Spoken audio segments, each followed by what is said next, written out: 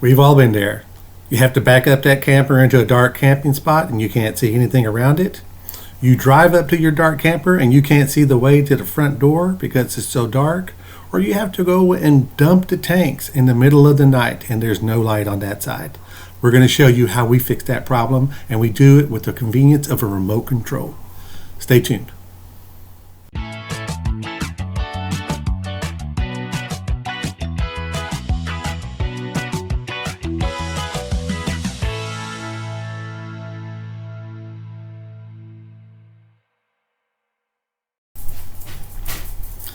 So today we're going to talk about installing exterior lighting on your RV. And why would you need exterior lighting on your RV? I had three primary reasons of why I felt I needed exterior lights on my RV. I have a 37-foot fifth wheel, and I had firsthand experience of pulling up to a dark campsite and having to back it in with no lighting and not knowing, is there a water spigot there? Is there a sewer connection there? Is the electrical post too close? Is there a branch or a tree in the way? And I don't always have my wife Carol with me to guide me through. A lot of times I'm working by myself. And so there were three primary reasons why I got this lighting system. The first one was safety. The second one was visibility. As much as I hate to admit it, I don't see as well as I used to when I was younger, and especially in the dark, so I need as much light as I can.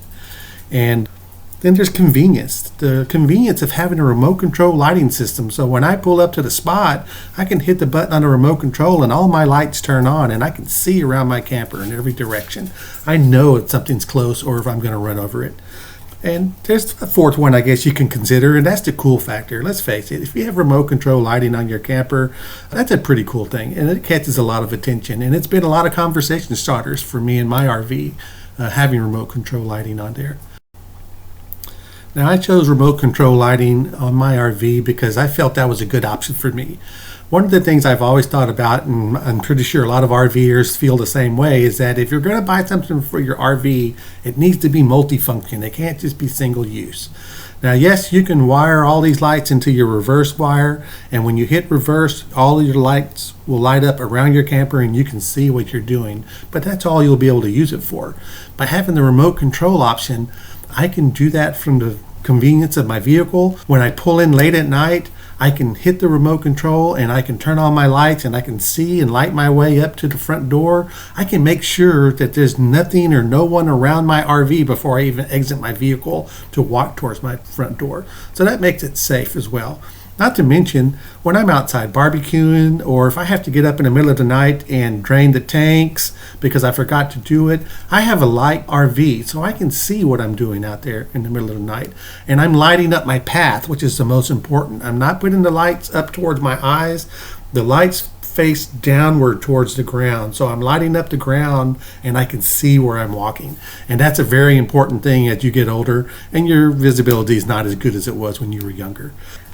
Now, I chose to use a 4-channel remote control system for my lighting system, and I chose to wire each side of the RV individually. So if I hit A, the passenger side will turn on. If I hit B, the back of the RV will turn on, which is also the reverse lights.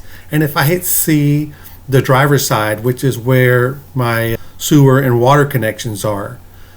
So I can use one or I can choose all of them. And I have a free 4th channel that I'm not using right now, but if you stay tuned to the end of the video, I will give you a bonus of how you can use that 4th channel, which would be very convenient for you. Now, the lights that I chose to use on my RV were very inexpensive as well. They're called rock lights, and they're typically used on off-road vehicles to light up the bottom of their vehicle. They have all different colors, but I chose just to use white. You can choose to use any color you like or a combination of the colors. I'm going to have descriptions and links to all of the materials that I use in the description below the video, and I will have all the parts as well. I'm not going to go into detail about how to hook these items up because the instructions for the remote control will be clear enough to provide you with that information. I am going to give you some details and tips and tricks of my installation, so that way you can kind of follow how I did mine and decide if you want to make yours the same way. Now, I chose to install 4 rock lights on each side of my RV. I have a 37-foot RV. You may have a smaller RV, and so you may only need 2 or 3. You can determine how much light you want to install. What's important is when you install these rock lights that they are on the lower part of the curve of your RV. So they're actually facing down towards the ground, but not too close to the ground. They're not facing straight down, they're facing out. So they're illuminating 4 or 5 feet away from your RV. That'll give you plenty of light so that you can see any trees or any obstacles that may be in your way when you're backing up. One of the benefits of using these LED rock lights is the low current draw that they have. I can run all of my lights, which are 4 rock lights on each side, and then I have 2 driving lights on the back, and I'm using about 3 amps, maybe a little bit less than 3 amps. And so you can run these for an extended amount of time. And that makes them really useful for boondocking as well. Now in the rear of my RV, I chose to use driving lights, but you can use rock lights as well if you choose. My RV was not set up and did not have any reverse lights on it from the factory. And so I used those driving lights as reverse lights, and because they provide me a little bit of additional lighting in the back while I'm moving in that direction. And don't forget to stay around to the end of the video so that way I can provide you with the bonus tips of how to use that 4th channel in your remote control. I'm now going to give you a few tips and tricks of my installation and show you some of the items and some of the methods that I used when I did mine.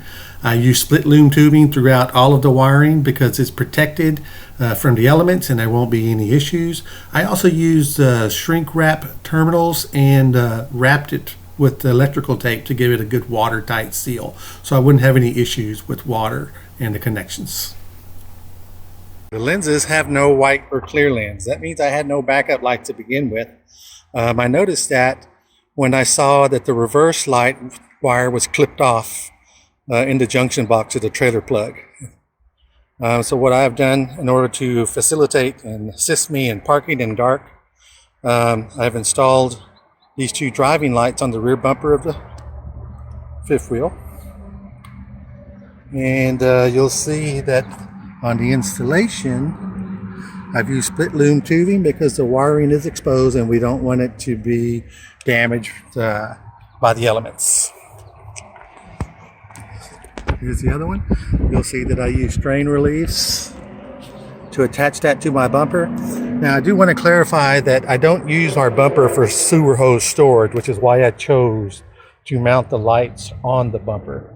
Had I used my lights or my bumper for sewer hose storage, I would have then mounted the lights right here on the back of the RV and used silicone sealant to seal them. Going under here, you can see where the wires run.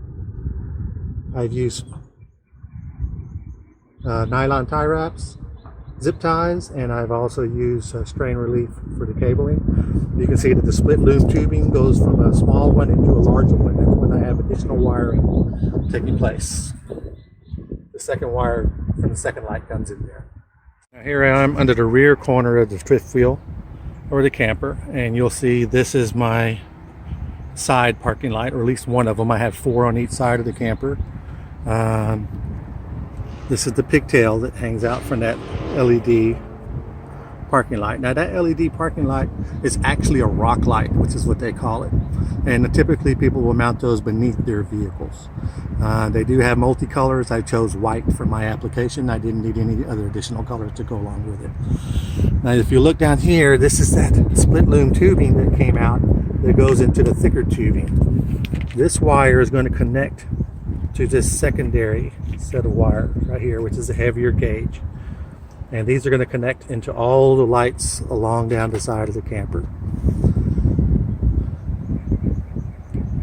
This will be connected to the smaller wires, and this is shrink tubing, so that way it'll give it a watertight fit once I shrink it down. And then on top of that, I'll put a coat or a layer of electrical tape on top of that to protect it before it goes into that tubing right there.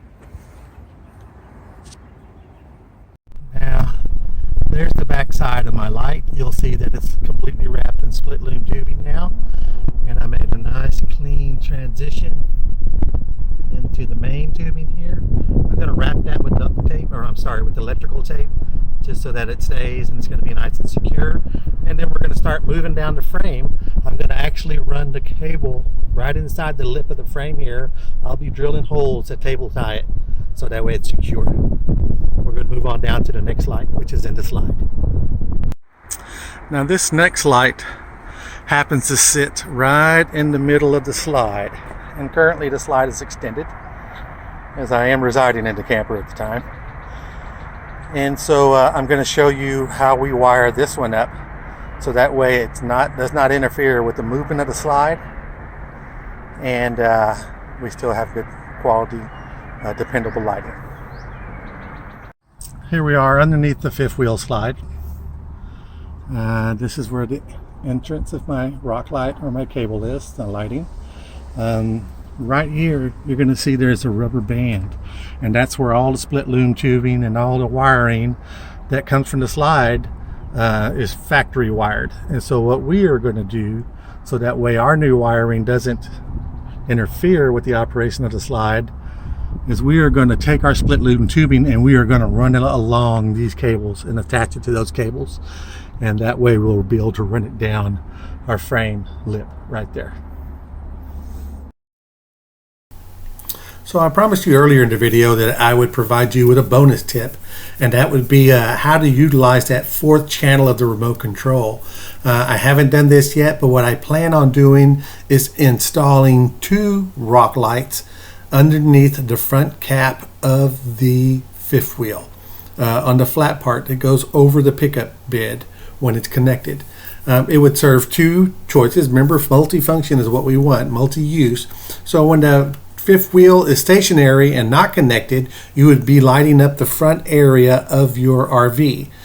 When it was connected to the truck, if you turned on that light, you would be able to see inside the truck bed if you're hitching or unhitching the fifth wheel, as well as provide any lighting for anything that you may be working on in that area.